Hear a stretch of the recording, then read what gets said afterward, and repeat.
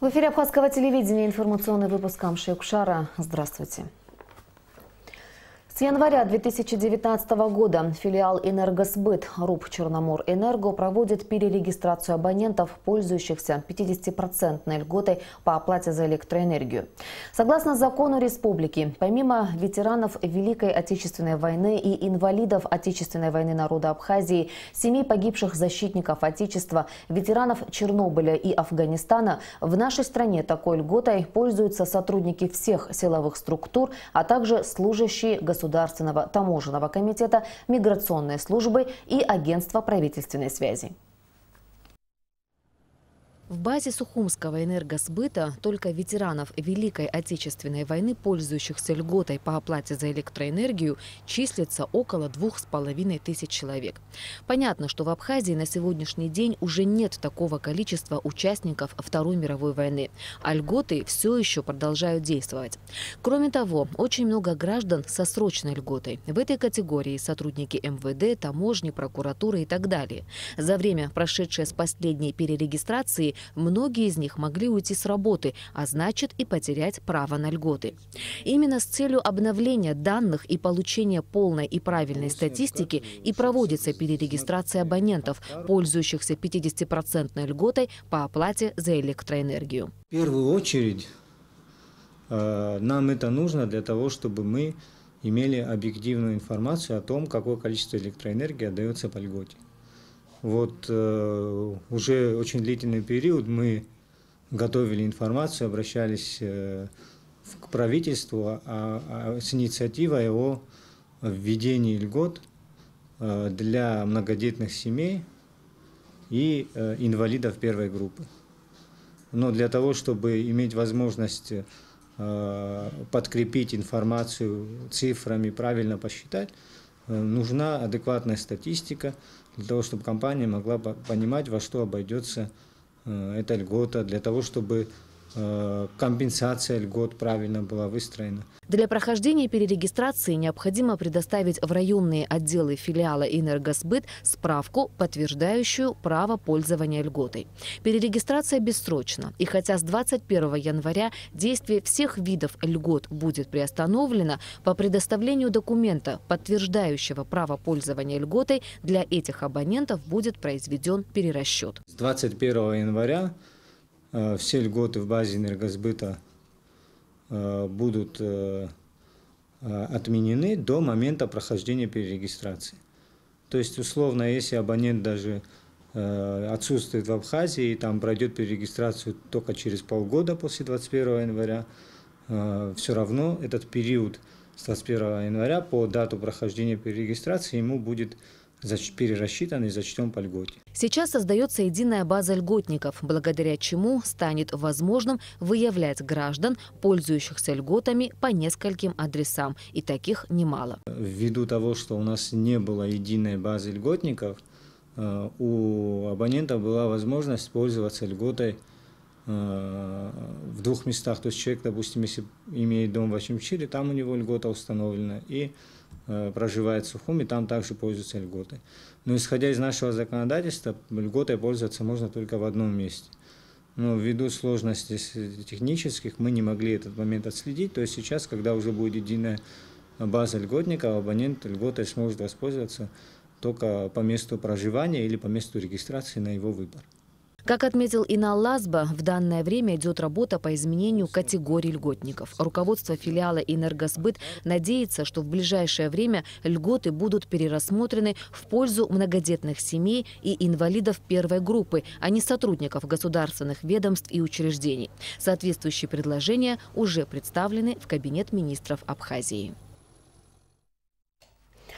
Проблему распространения свиного гриппа в сопредельных государствах и меры профилактики гриппа и ОРВИ обсудили в Министерстве здравоохранения Абхазии на рабочем совещании под руководством министра Тамаза Цахнаки. Об этом сообщает пресс-служба Минздрава. Как отметила главный государственный санитарный врач Абхазии Людмила Скорик, на сегодняшний день обратившихся в лечебно-профилактические учреждения пациентов с острыми респираторными вирусными инфекциями по районам республики, не считая столицы, 160 человек. Из них 100 132 ребенка. Людмила Скорик подчеркнула, что на данный момент на территории Абхазии не зафиксировано ни одного случая заражения вирусом H1N1. В детских, дошкольных и учебных заведениях даны поручения разместить наглядную информацию по профилактике вирусных заболеваний. По итогам совещания министр здравоохранения дал ряд указаний по исполнению всеми лечебно-профилактическими учреждениями приказов Минздрава о профилактике сезонного гриппа и острых респираторных инфекций. В частности, республиканской СЭС поручено обеспечить всю необходимую экспресс-диагностику гриппа на приграничной территории и диагностику гриппа в республиканской бак-лаборатории, а управлению лекарственным обеспечением обеспечить всеми необходимыми расходными материалами, реактивами, противовирусными, антибактериальными препаратами и другими лекарственными средствами лечебно-профилактические учреждения амбулаторного и стационарного звена. В Министерство экономики республики поступило обращение от гильдии хлебопекарей Абхазии о возможности рассмотрения вопроса повышения цены на хлеб, который, как известно, является основным продуктом питания. Почему возник подобный вопрос? Имеет ли он под собой основание? В ситуации разбиралась Алика Трапш. В Абхазии производят различные виды хлебобулочных изделий, но самым востребованным считается хлеб из муки первого и второго сортов.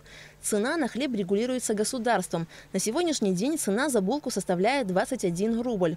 Такое решение было принято Кабинетом министров республики 4 года назад.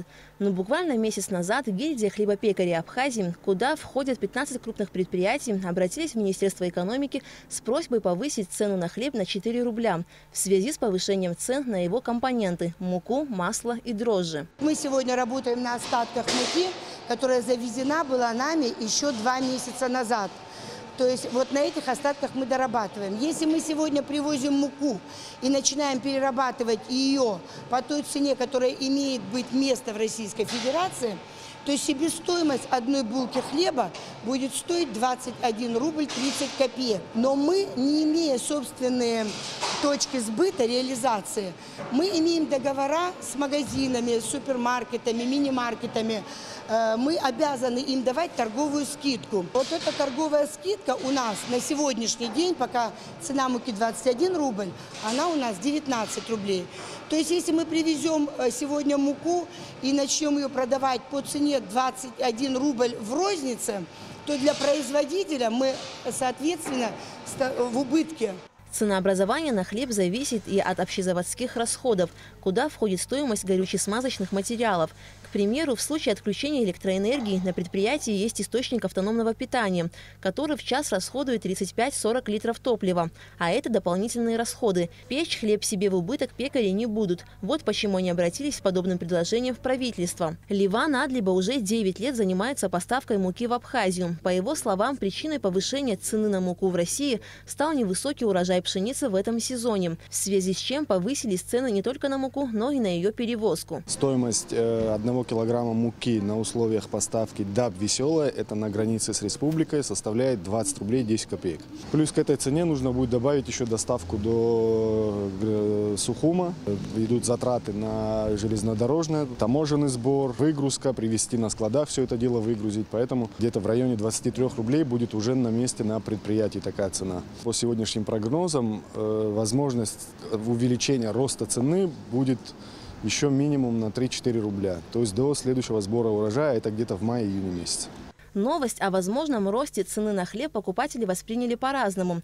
Одни принимают ее, исходя из роста цен на другие продукты питания. Другие же надеются, что государство найдет решение проблемы.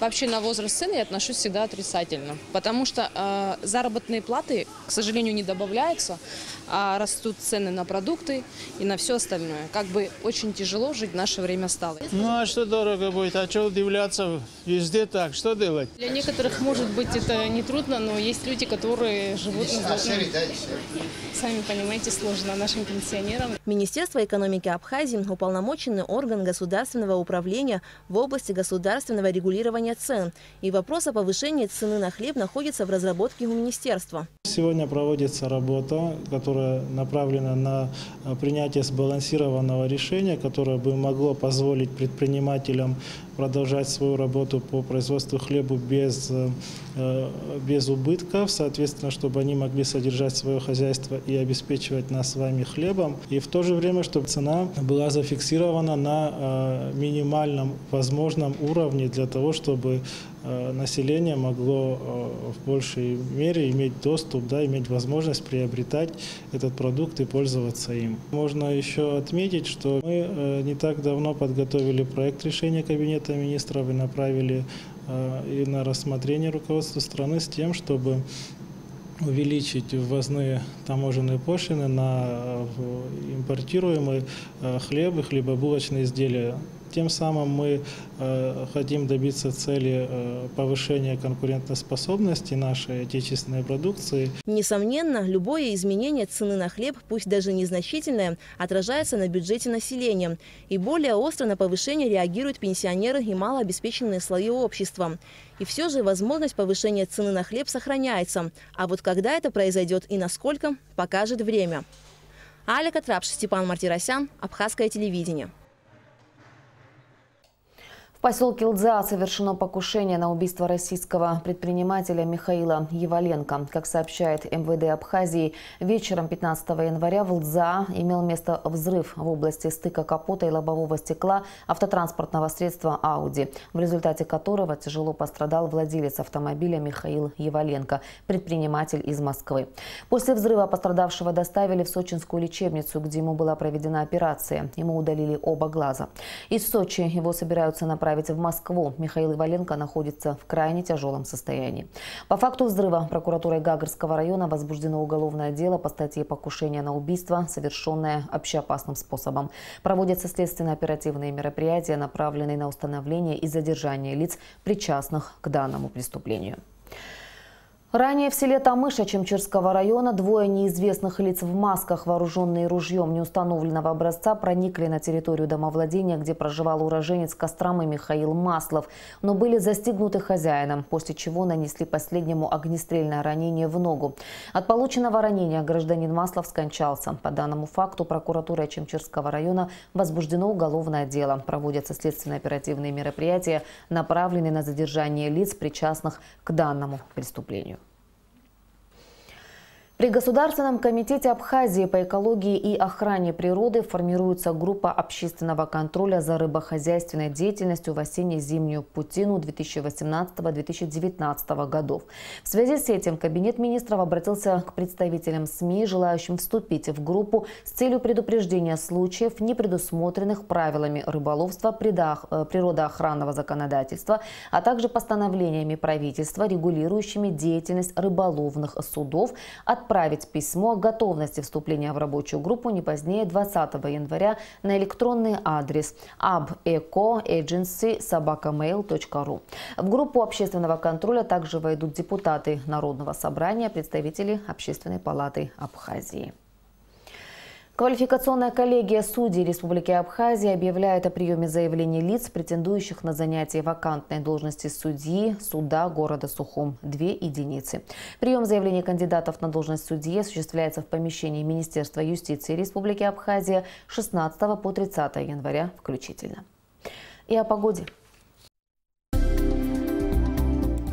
По сообщению Гидромедцентра, в Абхазии ожидается облачная погода с прояснениями. Ночью и до второй половины дня дождь. Возможен дождь со снегом. Температура воздуха ночью плюс 1,6, днем плюс 3,8 градусов.